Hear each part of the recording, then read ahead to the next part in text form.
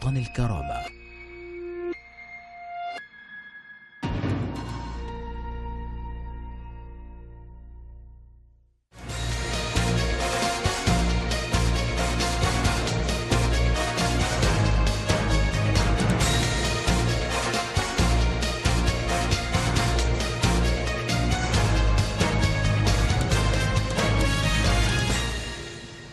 Hello, welcome to Watan al-Karama News Service. It's 9 p.m. Our time for top stories, and we start with latest updates from Libya.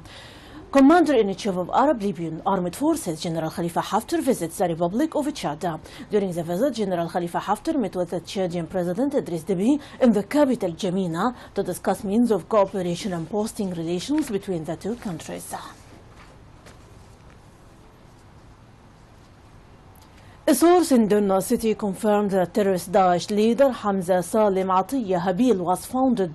The source noted that Habil was killed by young men in the city, adding that he was arrested last Friday while he was transferring food and supplies to the terrorist group.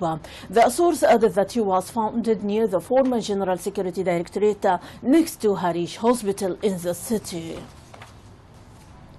Some media sources said that the cabinet proposed by the United Nations represents a bias to terrorist brotherhood group, which controls or took controls with help of its allies of the capital, Tripoli. Parliament member Younis Fannoush said that the names that have been proposed for the government of national unity are just a means of enabling the killers to take control of the Libyans. Moreover, Parliament member Ibrahim Azghid said that this government will lead to the division of Libya. Parliament member Dr. Ali Ittikbal stressed that extending the Parliament's mandate is a right courageous decision, describing it as a good response to attempts by other parties to end the mandate of the board, drop it and then share power together. Ittikbal said that the Libyan people do not want the political terrorist groups rejecting their control of the country. He added that Libyan people will appreciate the circumstances of the current stage and accept the decision at this critical time. Moreover, he noted that some Libyan people, civil organizations and civil society institutions call for not extending the parliament's mandate. Work Committee of Constitution Authority for Constitution Drafting said that the draft came as a result of several meetings held by the Commission members with the civil society institutions. Constituent Authority for Drafting the Constitution introduced the final Constitution draft delivered by Work Committee for the rest of the body's members. The committee noted that the Constitution draft includes 210 items that were agreed on except for Article number 2 relating to the capital that has not been agreed upon until now.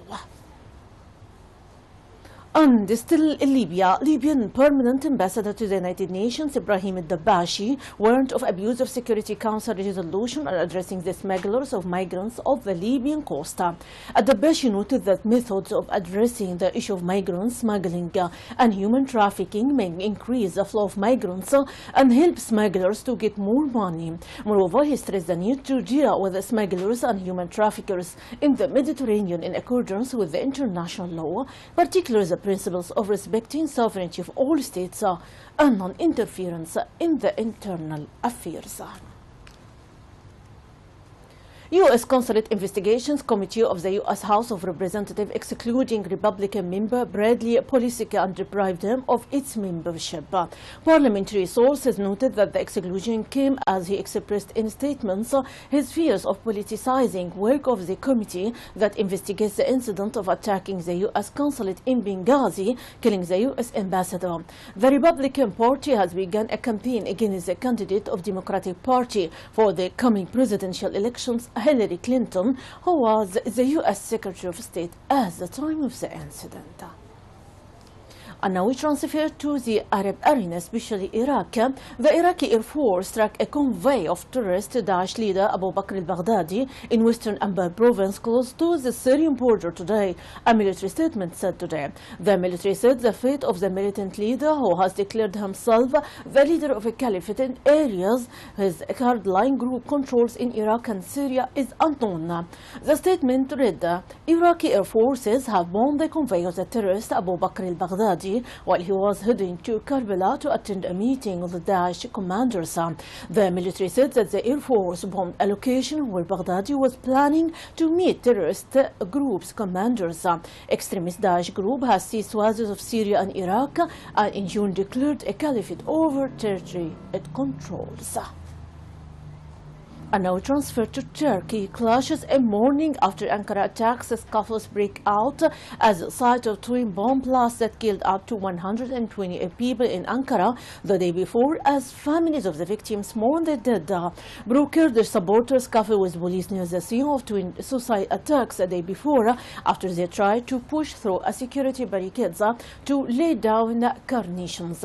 The blast is at a pro-Kurdish rally in the Turkish capital, left nearly 130 killed and scored more wounded. Elsewhere in the mainly Kurdish southeastern city of Diyarbakir, police clash with the protesters denouncing the attack. At the Ankara Morgue, where bodies are still being identified, loved ones of those killed gather to mourn their dead, and their emotional wounds still raw. And now we transfer to elections in Belarus. Belarus President Alexander Lukashenko appears certain to be re-elected for a fifth term that could see an easing of relations with the Western, raised questions about his ties with the Russian President Vladimir Putin. Lukashenko's re-elections 5 years ago led to mass protests and the imprisonment of leading opposition figures, but support for his 20-year-old regime has risen since he cast himself as a guarantor of stability in the face of the economic crisis and a pro-Russian separatist conflict in the neighboring Ukraine. The European Union will lift its sanctions on Belarus, including those on Lukashenko's for 4 months after Sunday's vote, barring any last-minute crackdown, diplomatic sources said today. Previous elections in Belarus were considered unfair by Western observers, and the Organization for Security and Cooperation in Europe, OSCE, which is monitoring Sunday's vote, said in September the polls represented a pivotal moment for Belarus to demonstrate a willingness to hold free and fair elections.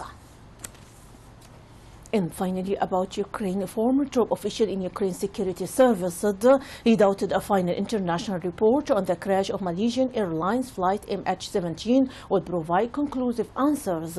The Dutch Safety Board report, to be published on October 13, is keenly awaited by government and relatives of victims who hope it can shed light on responsibilities for the crash over East Ukraine last year, in which 298 people were killed.